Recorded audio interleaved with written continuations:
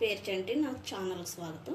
ఈరోజు పప్పు కొబ్బరికాయ వండుకుందామండి. కందిపప్పు, కొబ్బరికాయ, ఒక చెక్క, ఉప్పు, కారం, పసుపు. దీనికి ఉల్లిపాయ, పచ్చిమిరకాయలు అవసరం ఉండదండి. ఇది కమ్మగానే వండుకుంటారు. చాలామంది శనగపప్పు వేసి వండుకుంటారు, కానీ దానికి మళ్ళీ రసం అయ్యి ఉండాలి కాబట్టి నేను కందిపప్పే వండుకుంటున్నాను. నేను కుక్కర్లో వేసి ఒక్క విజిల్ వేసినా కూడా మెత్తగా అయిపోద్ది కాబట్టి నేను సగం మత్తుగా ఉడకబెట్టి తీసేస్తాను. ఎందుకంటే బాగా మెత్తగా అయిపోతే బాగోదు.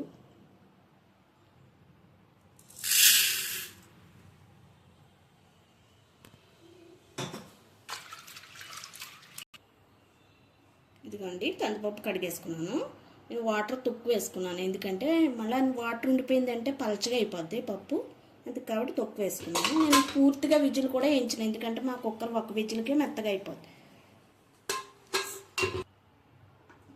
గ్యాస్ వెలిగించుకున్నాను.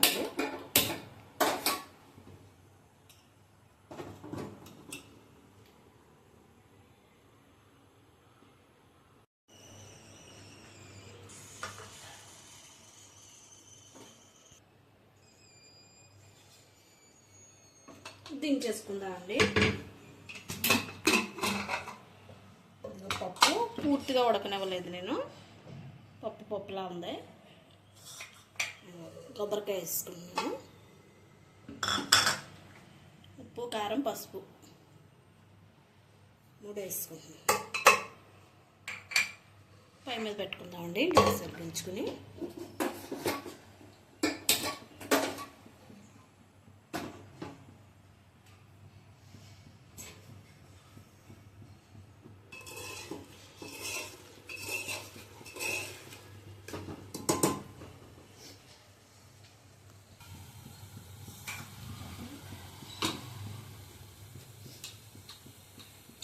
కొంచెం వాటర్ వేసుకుంటున్నానండి.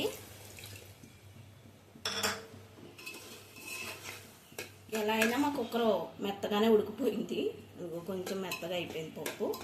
ఇది వాటర్ ఉడికాక మనం తాలింపు పెట్టుకోవచ్చండి.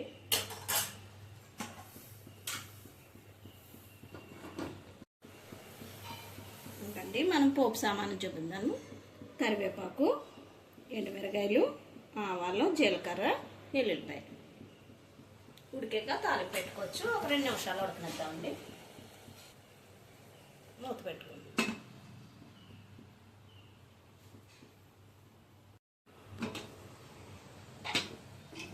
తీసుకుందామండి, తాలింపు పెట్టుకుందాం. బాండి పెట్టుకుందామండి.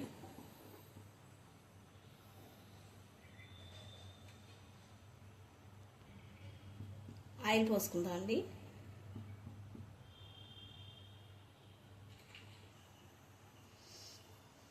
ఆయిల్ కాగిందండి, ఎల్లుల్లిపాయలు వేసుకుందాం.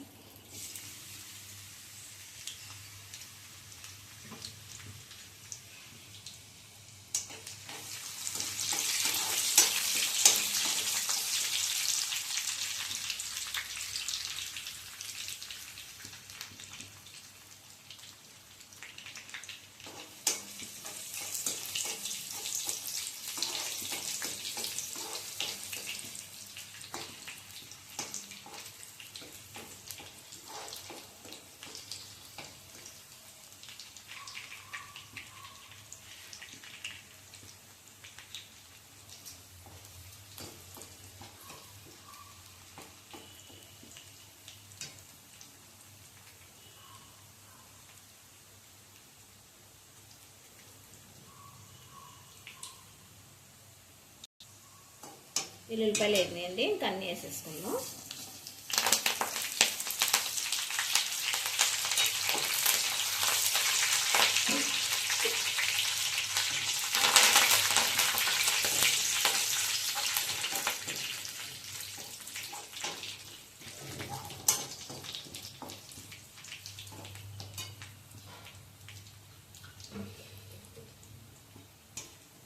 పోపులు వేసుకొనియండి, పప్పు వేసేసుకుందాం. ఇంకా వాటర్ లేదు కదా.